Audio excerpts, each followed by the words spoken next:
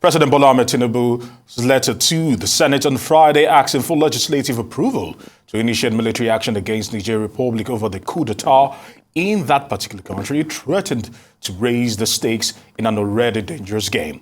But the apparent de-escalation of the situation following that statement by ECOWAS chiefs of staff and the move to embrace dialogue may have provided a wider avenue for reconciliation.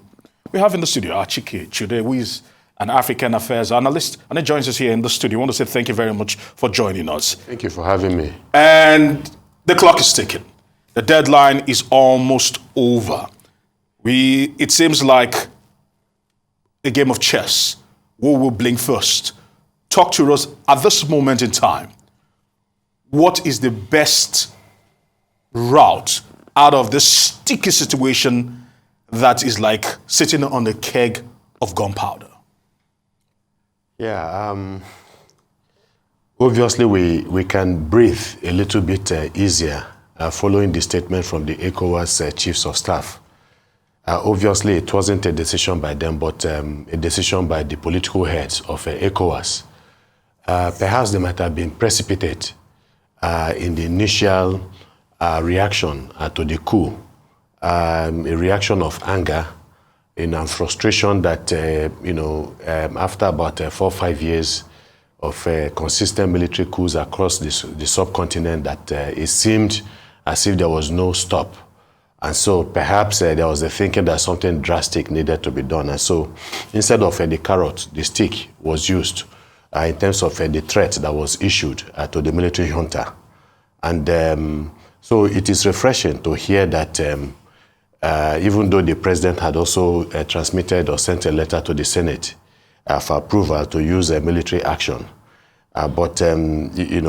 Obviously, a lot of people feel that that is not the way to go. If you look at the history of Nigeria in the continent, Nigeria has always been the benevolent partner in the continent. We have used our size wisely, and we have always used it well for the liberation of Africa. And, history is replete with what we have done in the African continent. The trust of our foreign relations, has always been Africa first. It has always been Afrocentric. How do we protect the African continent? And we did that bounteously in places like South Africa, Zimbabwe, Mozambique, and so we had always been there for the rest of Africa, even though there's the argument that we didn't really derive much in terms of what we get back from all of this, because it's all about national interest. So even when you intervene in other states, even within the African continent, there must be some benefits that should accrue to you for the sacrifices you're making.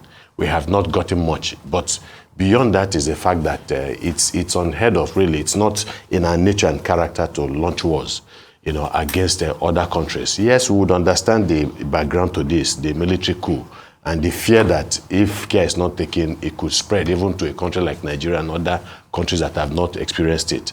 We had how many years of a military interruption in our democratization process, and so we know it's not the best option. But when you get to that level of you want to move towards a war, it causes a lot of panic. The consequences are grave and they are severe, and then we don't want to have another Ukraine on our doorstep just beside. We don't want to have another Zelensky, who it would appear has little say over the engagement of his country, even with Russia. The strings from what we have seen seem to be pulled from other sources. And so you now have a situation where about a quarter of the population of Ukraine has left that country and have vowed never to come back. You have 6 million, refugees displaced. You have 8 million, that's outside of Ukraine, 8 million internally displaced. So all of this is grave consequences. And, when you get into even the nitty-gritty of this discussion, you realize that no country will come out unscathed. Nigeria will be bruised badly. Niger will be bruised badly, and other forces that might go into Niger, either to protect or to remove the regime in Niger, will be badly bruised. And so it's something that I think more diplomacy ought to be used right now. For now, the military option is actually, and of course, you also need to have this broad-based support from your citizens for war, Because if you look at, what happened, the Korean War, for instance, and all the other wars America fought, eventually America was essentially defeated, for instance, in the Korean War, because the tide of public opinion had turned straight, massively against the American, military establishment, against the American government. And so even the military themselves, seeing the criticisms of their actions or heroic actions in Korea, became despondent that even their own people are not supporting them. So you need that kind of support. And I am very sure at this particular point in time that Nigeria, I'm talking about my country right now, that the president and the government do not have that kind of support that is needed to take a country to war. All right, Achike. Now, if ECOWAS fails to act like it is doing now, so what's the implication, a wide implication for the bloc on military coups occasioned by Russian influence and the continent as a whole? We are seeing a denunciation of the earlier ties to France, Francophone, to that extent, and of course an embrace of Russian influence, as it were, the Wagner Group and all that. Of course, we know the manipulative tendencies of that action, as it were, taking into consideration the milking of the natural resources of that to fund the mercenary activities, as it were. So on a wider context, if ECOWAS didn't do what it was supposed to do, of course, the charter of which all of them were signatories to when it comes to military coups, forbids all of this happening. And then we're tilting towards that, as it were. Yeah, but again, this is a long story. I mean, you're talking about the Russians now, the Wagner group. You're talking about Chinese growing influence in Africa. You're also talking about the age-old influence, neo-colonial influence and imperialist influence of the capitalist West in Africa and the continent. And then you look at the continent as the continent is today. The richest continent in the world, without any doubt, but the poorest, and then why is that so? So it would mean that our interactions in the past, all of these years with the West, has not really availed the continent of much needed succor that comes from the strength you have from your resources, both human and natural, resources. So the implication is that experiment has not worked in so many ways. The continent is heavily indebted. In most cases to the West. Now we're going east, we are borrowing, and we're also indebted. Of course, that does not exonerate African political leadership from misgovernance of the rich resources of the continent. So they're as much as to blame for more than others for what is happening. Because there is this generally accepted position that Africa can never be saved unless Africa saves itself. So we find ourselves in that dilemma. Yes, if you remove the French forces, because they have not thrived under French, neo-colonial structures. If we've had relationship with other, countries, foreign countries, Portugal, parts of, Africa, and of course the British, with Nigeria and Ghana and some other countries, and then you now have the French. I think the relationship with the France has been the most toxic because of the neo-colonial structures that they have put in place that have, torn at the fabric of some of these countries, and obviously it has become unsupportable. And so that sentiment against, the French has grown over the years, and has also led to this. That is not in any way to say that these military people that are in charge are non-military adventurers, that they're not there to benefit also from the resources of the state, because we have not until, we see what happens going forward. But the reality, is that we need to be careful. That's why I was talking about Ukraine. We do not want to fight a proxy war, on behalf of the great powers. The consequences will be devastating. And because what they are going to do is that they're going to keep on pumping weapons, all manners of weapons. And already you have borders that are porous, that are being exploited by all kinds of criminal elements, deviants, social deviants, bandits, and all that. So they are going to pour into Nigeria's border. You have an army that is stretched tight in this country because they are operational in different areas of conflict in Nigeria across the country. You want to burden this army again with this kind of situation. And don't forget that about 75% or 80% of our troops and our resources will be used. Forget the fact that, yes, there are other countries within ECOWAS. The expectation is that Nigeria is going to lead, and Nigeria will do virtually everything when it comes to dislodging this. And we do not have the resources, neither do we, either in terms of men, in terms of material. So we need to do whatever. So as for the Wagner group, there's always that possibility, that you're replacing, one devil with another devil. So we need to be very, very careful about all of this.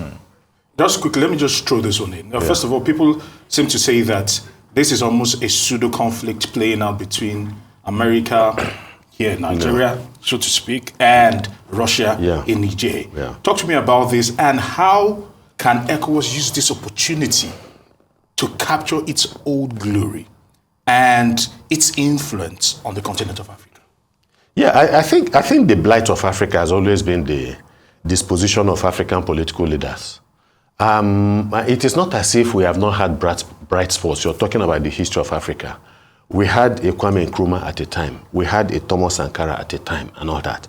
But these are people that were active during the Cold War, when the battle between the NATO allied countries and the USSR allied countries was intense. And so whenever you tilted, you wanted to move to one direction, you became the enemy of the others. And so foreign intelligence agencies have been involved in the assassination of African political leaders whose ideological fixation and commitment to the African continent was in contradiction to their strategic national security interest. So it's all about, of course, geopolitics. Once they have defined what constitutes their national security interest, every other thing that stands in the way, they get it out, including the assassination of foreign, political leaders. And that has been there. And that was why, Gerald Ford, Ronald Reagan, and I think Jimmy Carter, at a time had to issue executive orders to stop American foreign, agents like the CIA from assassinating foreign, political leaders. That has always been how important this has been. So the issue, and there is this saying, and that obviously it is true, that once Africa is allowed to develop, then some of the economic advantages that the rest of the world has would cease. So the issue, and the typical example is Congo Democratic Republic. From the moment of independence, when they realized the direction that Patrice Lumumba was going, Mobutu Sese Seko was used as a prop, to get him out of the way. And then we have seen what has happened in the Democratic Republic of Congo. The richest country, one of the richest countries in the world, has never known peace for one day. You go into, the DRC, for instance, in the forest of the DRC, there are airstrips where foreign planes just come in, take away, after creating crisis in that region with the various militias. So these are some of the, and so what do we do, in Africa? I think we need to take the advantage of the fact that everybody wants to have a piece of pie in Africa. And so you have to look for a way to be able to play one against the other. Africa obviously is the beautiful bride. About 55% of arable land in the world is Africa. Yeah. Then, cobalt, coltan, and all the other major mineral resources in the world are from Africa. So the African leadership, and I think it has to do a lot with the leadership, the ability of the African leaders to understand the dynamics that are playing out in the continent and what they need to do, to be able to confront this. It will take a lot of bravery and courage, but it is something that can be done if Africa can get together. So we don't need, and perhaps we need to use this issue of the coup in Niger to look for a way for West African countries, maybe using the diplomatic, angle to look for a way of not just resolving it, but asking themselves, how do we move forward? We need the only antidote to coup, it's not invasion of another country, it is good governance. It's as simple as that. Take away the basis of the reasons that the military coupists, these military adventurers are using, as a basis to stage a coup, and it becomes practically impossible for them to be able to do this. So when you talk about ECOWAS and the rest, there's an African, a president within ECOWAS that has been in power for 18 years. The father was in power in his country for about 36 years. Today, he's one of those promoting democracy. So it is the hypocrisy that people are talking about, but that is not to say that we have to allow, this coup. Oh, all right, Achike. Now, do you think North African countries, especially Libya and Algeria, will be sympathetic to Niger's military takeover? And of course, they have their own internal strife, as it were. Libya has Khalifa Haftar and his cohorts doing their thing, and warlords, and of course Algeria too has its own internal issues, as it were. So, being military and No, it's good you're asking this question, because that would naturally bring you to Sudan, that's having all manners of crisis. Indeed. You have countries in the Middle East that have taken sides. You have the United States also that has sides. You have Turkey that has taken sides, and all that all over the place.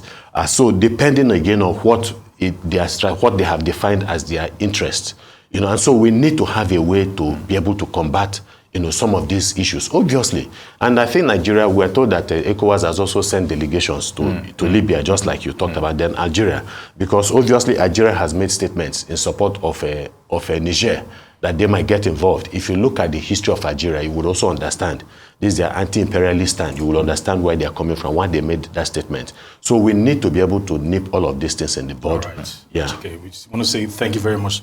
It's unfortunate we're out of time, although you didn't answer my question. Okay. But we'll leave that for another time. All right, thank you.